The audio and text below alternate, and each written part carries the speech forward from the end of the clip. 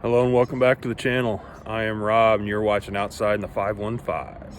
Today we are going to be splitting all that tree service ash I got, and it's going to be a good break-in for the new toy. Stay tuned.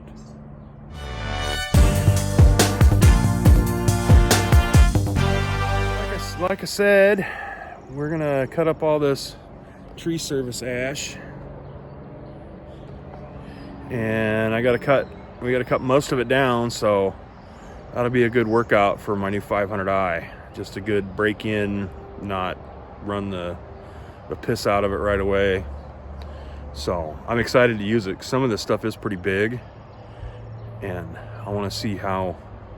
I'm anxious to see how it eats. So we got to get the splitter fired up, get the saw fired up, and we'll be ready to go. Stay tuned.